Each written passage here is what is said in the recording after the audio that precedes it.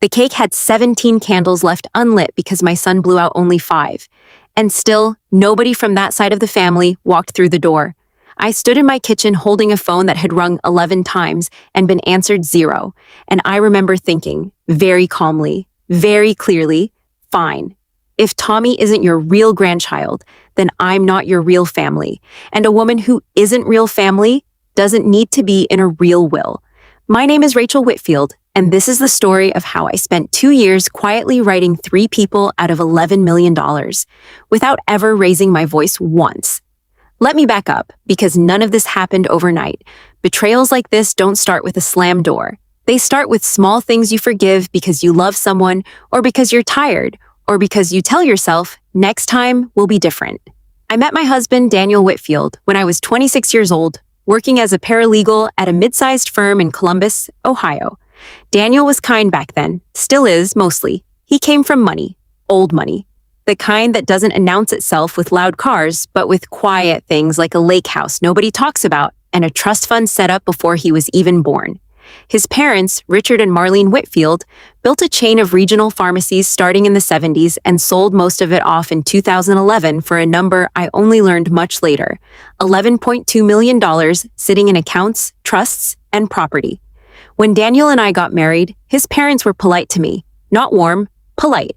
There's a difference. And if you've ever been on the receiving end of it, you know exactly what I mean. Marlene would compliment my cooking in a tone that also managed to mention her own cooking was better. Richard would ask about my paralegal job like it was a hobby I'd grow out of once I settled down properly. Small things, little paper cuts. I told myself it was just how old money families were with outsiders. I told myself it would get better once we had kids. We had Tommy in 2019, Thomas Richard Whitfield. Yes, we even named him after his grandfather, hoping it would soften something. For the first year, it did. Marlene came to visit. Richard held him at Christmas and even cracked a rare smile. I thought, okay, maybe I misjudged them. Maybe this is what acceptance looks like when it comes slowly. Then, in 2021, Daniel's younger brother, Bradley Whitfield, had a son of his own. Bradley had always been the golden child, the one who stayed in state for college, joined the family business meetings even after the pharmacies were sold, played golf with Richard every single Sunday. His wife, Courtney Whitfield, was, by every account, lovely to Marlene in exactly the way I apparently wasn't. And their son, Hunter, arrived to what I can only describe as a coronation. An engraved silver rattle, a trust account opened the week he was born, a framed photo on Marlene's mantle that appeared within days. Here's a detail I want you to remember, because it matters later. Marlene once said, at Thanksgiving in 2021, holding baby Hunter, "Finally, a grandchild who'll carry on the real Whitfield line." She said it lightly, like a joke. Nobody laughed. Daniel went quiet. I said nothing, because what do you say to that in front of everyone holding your own 3-year-old on your hip? I filed it away. I didn't forget it. Filing things away quietly, it turns out, is a skill I'm very good at. Over the next 3 years, the pattern became impossible to ignore, even for Daniel, who wanted so badly to believe his parents were just busy or not good with 2 grandkids at once. Hunter's birthdays were 4-course dinners at the country club. Tommy's birthdays got a card, sometimes with a $20 bill folded inside. Hunter got a full college fund conversation at age 2. When I gently asked Richard about a fund for Tommy, he said, and I quote almost exactly, "We'll see how things develop." Things never developed. I want to be fair here, because fairness matters to me, even now. Daniel's parents weren't cruel in an obvious way. They never screamed at me. They never said a slur or an insult you could scream back at. It was quieter than that, and quieter is so much harder to fight. It was seating charts at family dinners. It was who got invited to just the immediate family trips to the lake house. It was always which grandson's name got said first. Then came Tommy's 5th birthday. I'd planned it for months. A small backyard party, a dinosaur theme because that's all Tommy talked about that year, homemade decorations because I wanted it to feel personal, not performative. I invited Richard and Marlene 3 weeks in advance. I called to confirm the week before. Marlene said, and I remember this exactly, "We'll try to swing by." Not "we'll be there." Try to swing by. Like it was a coffee shop, not their grandson turning 5. The morning of the party, I texted Marlene the address again, just in case. No response. 2 o'clock came. The party started, kids running around with plastic dinosaurs, Tommy in a T-Rex costume he'd insisted on wearing, even though it was 81 degrees outside. 3 o'clock, still nothing. At 4:15, right before we cut the cake, Tommy looked up at me. And this is the moment I still think about, and asked in that small, matter-of-fact voice kids use when they're testing a theory out loud, "Mommy, is Grandma Marlene coming, or does she only like Hunter's birthday?" 5 years old, and he already understood the pattern. I hadn't said a word to him about any of it. Kids see everything. I told him Grandma was probably just busy, and I smiled and I helped him blow out 5 candles while 12 unlit ones sat there in the icing like evidence. Later that night, after Tommy was asleep, I finally got a text back from Marlene. It said, "So sorry, we forgot we were at Hunter's soccer tournament all day. We'll make it up to him."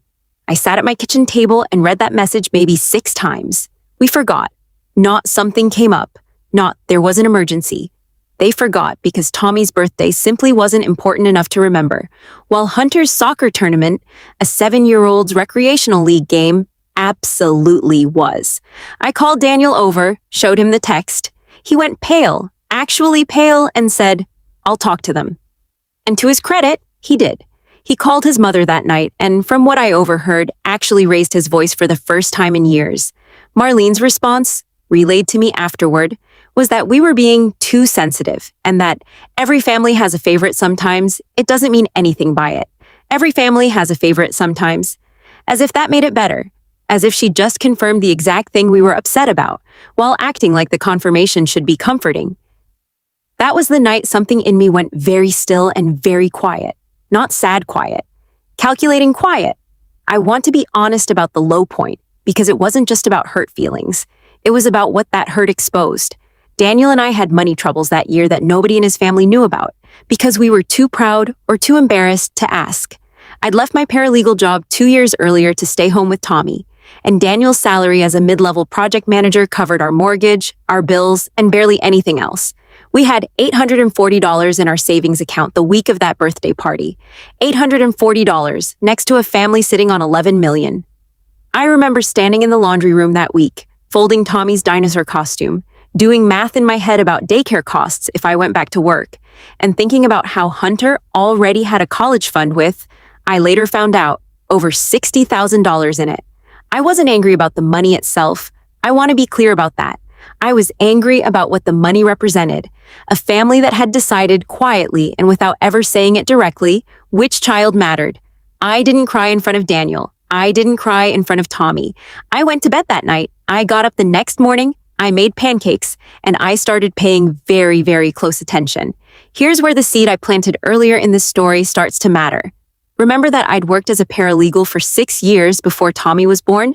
At a firm that specialized, among other things, in estate law and trust litigation.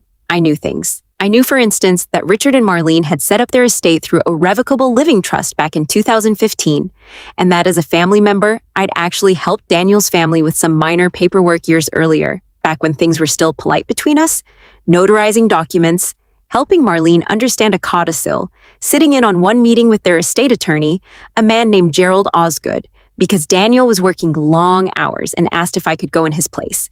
I'd read the trust structure, not in detail, not with any bad intention at the time, but I understood generally how it was built and who the successor trustee was. The successor trustee, should anything happen to Richard and Marlene, was Daniel, not Bradley. Daniel, older son, appointed years earlier, before Hunter was even born. Back when Daniel was still the golden boy before Bradley grew into that role, Richard and Marlene had never updated that provision. They'd updated plenty of other things over the years, beneficiary percentages, a few specific bequests, but the successor trustee clause sat untouched since 2015, mostly because updating a trust document requires actually sitting down with a lawyer. And older people, I've learned, avoid lawyers' offices the way most people avoid the dentist. That single fact, Daniel as successor trustee, is the tool I'd end up using. Not stolen money, not manipulation, just a legal role that already existed, waiting for someone to actually understand what it meant and use it correctly. For the next several months, I didn't say anything to Richard or Marlene at all. I was warm at family dinners, warmer than before, actually, which confused Daniel until I explained my thinking to him one night at our kitchen table. I'm not trying to punish them, I told him. I'm trying to protect Tommy's future without ever having to ask them for a single thing again. Daniel, to his credit, was fully on board. He was hurt too, deeply, by watching his own parents treat his son like an afterthought. I encouraged Daniel to schedule what looked like a routine, friendly meeting with Gerald Osgood, the family's estate attorney, the same one I'd sat in with years earlier, under the reasonable, true premise that with 2 grandchildren in the family now, it made sense to review beneficiary designations and make sure everything was current and fair. Richard and Marlene, feeling no threat at all, agreed easily. People don't expect an attack disguised as responsible planning. At that meeting, in March of 2024, Daniel asked a simple, calm question. Given that he was still listed as successor trustee, could he understand exactly how distributions were structured, so that if anything ever happened to his parents, he could execute their wishes properly and fairly for both grandchildren? Gerald pulled up the documents, and there it was, laid out in black and white. 60% of the estate's designated Grandchildren's Education and Gift Fund, currently valued at just over $400,000, was already allocated specifically to Hunter, with the remaining 40% left in a general, undesignated pool that technically included Tommy, but had never actually been formalized with his name on any specific account. Marlene had done this in 2022, quietly, without telling Daniel, without ever mentioning it at a single family dinner. She had, in writing, in a legal document, made her preference concrete. I remember Daniel calling me from the parking lot after that meeting, his voice tight and controlled in a way I'd never heard before. "She actually did it," he said. "She actually put it on paper." I told him, "Good. Now we know exactly what we're dealing with. Come home. We'll figure out the next step together." The next step wasn't revenge. I want to be precise about that because precision is the whole point of the story. The next step was simply this. Daniel, using his legitimate authority as successor trustee, requested, formally in writing through Gerald, a full accounting of the trust's current provisions, distributions already made, and any documents amending the original 2015 trust. This is something any successor trustee is entitled to review, especially when they'll eventually be responsible for executing the estate. It wasn't sneaky, it wasn't illegal. It was simply Daniel doing his job, a job his own parents had assigned him 9 years earlier. What that accounting revealed was the confrontation itself, though it didn't happen the way you'd expect. No screaming match, no dramatic dinner table reveal. It happened on a quiet Tuesday evening in April, at Richard and Marlene's house, over coffee that Marlene had made in the good cups, the ones reserved for guests she wanted to impress. Daniel laid the documents on the table calmly. I sat beside him, saying very little, because this needed to be Daniel's conversation with his own parents, not mine.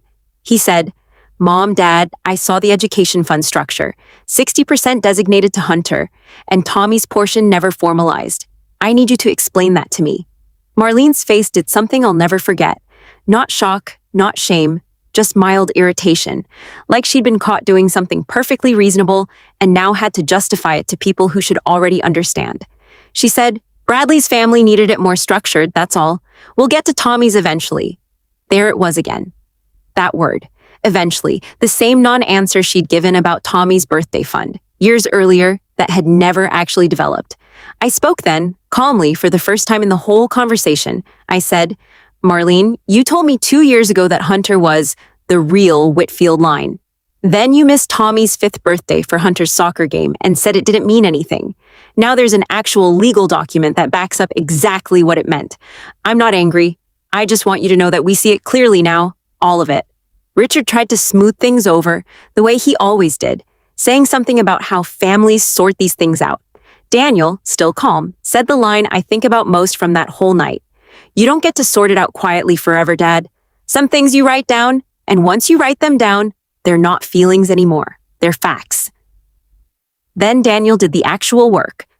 As successor trustee with legitimate standing to raise concerns about the trust's administration, and using documentation I helped him organize from my paralegal background, he formally petitioned, through Gerald, properly, through the correct legal channel, for the trust to be reviewed and reformed to ensure equal treatment of both grandchildren under a standard per stir pace distribution structure, meaning each grandchild's line would receive equal shares, rather than allowing one branch of the family to informally favor one grandchild over the other through side letters and unofficial arrangements. This wasn't Daniel cutting Richard and Marlene out of anything. It was Daniel ensuring that whatever they eventually left behind, if left unchanged, would be split fairly, exactly the way trust law generally defaults unless someone deliberately overrides it, which Marlene had. But here's the quiet part, the part that was truly mine to decide, not just Daniel's. Richard and Marlene had also named me, years earlier, as a contingent secondary executor on a smaller separate trust, a rental property worth about $210,000 that Richard had put my name on back when we were close, as a gesture of trust after I'd helped them through some paperwork trouble. I still had that authority. It had never been revoked because, again, revoking things requires lawyer visits people avoid. I made one phone call to Gerald Osgood. I asked him to formally remove myself from that secondary executor role, not out of spite. I said it plainly, and I'll say it plainly here too. I don't want to be responsible for administering anything for people who can't treat my son like family. If they want someone they trust for that role, it should be someone who's actually earned an equal seat at their table. That's not been me for years now. Not really. I wasn't asking for money. I was removing myself from a role tied to their estate entirely, cutting the thread that connected me to their financial world on my own terms, calmly, in writing. That single move rattled them more than anything Daniel had done, because Daniel's petition was about fairness, something they could argue with, negotiate, delay. My withdrawal was final. It said, without a single raised voice, "I'm done being useful to you while you decide my son isn't worth remembering." The aftermath unfolded slowly, over the following year, the way real consequences usually do. Not in one dramatic afternoon, but in 100 small concrete changes. Gerald, working with an independent trust attorney, Richard and Marlene were required to bring in for the Reformation Review, restructured the education fund to be split equally. $200,000 designated for Hunter, $200,000 for Tommy, formalized, in writing, in an account with Tommy's name on it for the first time in his 5-year-old life. Richard, to his credit, actually came around faster than Marlene did. He called Daniel one evening in late 2024 and said quietly, "I should have caught this years ago. Your mother handles most of these details, but I signed off on it too. That's on me." He started showing up. Not perfectly. He missed Tommy's 6th birthday due to a genuine medical appointment, but he called that morning to explain, and he came by 2 days later with a present and actually sat on the floor to play dinosaurs with Tommy for 40 minutes. Small thing, it mattered. Marlene did not come around the same way. She sent a card for Tommy's 6th birthday, on time this year, which felt like progress until you noticed it was addressed simply to Tommy with no note inside. While I happened to see through Bradley's wife's social media that Hunter's birthday that same year got a full family video montage Marlene had spent, by Courtney's own account, weeks putting together. Old patterns don't disappear just because a legal document changes. I stopped expecting Marlene to become someone else. I simply stopped needing her to. Bradley and Courtney, for what it's worth, were never the villains in this story, and I want to be fair to them. Bradley actually apologized to Daniel privately, saying he hadn't realized how lopsided things had become until the trust review made it impossible to ignore. He started making a real effort, inviting Tommy and Hunter to the same activities, treating them genuinely as cousins rather than as two competing branches of a family tree. That relationship is one of the few things that actually healed, not perfectly, but genuinely. As for us, financially, that $840 in savings didn't magically become a fortune overnight. And I want to be honest about that too, because this isn't a lottery ticket story. I went back to work in late 2024, part-time at a small local firm doing exactly the kind of estate paperwork I'd once done for Daniel's own family, which felt, honestly, like a strange kind of justice all its own. Daniel got a promotion the following spring. We're not rich. We're stable, which, after that year, felt like an enormous, hard-won thing. Tommy has a real fund now, $200,000, growing quietly, untouched, waiting for a college he hasn't picked yet. And here's the line I want to leave you with. The one I said to Marlene that quiet Tuesday evening. The one I've said to myself many times since, on the harder days when I wonder if I was too harsh. Some things you write down, and once you write them down, they're not feelings anymore. They're facts. I think about that birthday cake sometimes, the one with 12 unlit candles sitting in the icing while nobody from that side of the family walked through the door. I don't think about it with anger anymore. I think about it as the moment I stopped waiting for people to choose my son and started making sure that on paper, in writing, in the places that actually matter long after feelings fade, he was chosen anyway. If there's a lesson in all of this, I think it's this. Love that only shows up for the favorite child isn't really love. It's preference wearing love's clothes. And eventually, preference always writes itself down somewhere, in a will, in a fund, in who gets remembered on their birthday and who gets forgotten. You don't always have to scream to correct that. Sometimes the most powerful thing you can do is stay calm, learn exactly how the system works, and make sure that when the truth finally gets written down, it's written down fairly, whether the people who hurt you like it or not. So let me ask you this. Have you ever had to quietly protect your child from a family that couldn't see their worth? And did you fight loud or did you fight quiet the way I did? Tell me in the comments. I read every single one. And if this story meant something to you, subscribe, because there are more stories like this one coming about the women who stopped asking to be chosen and started choosing themselves.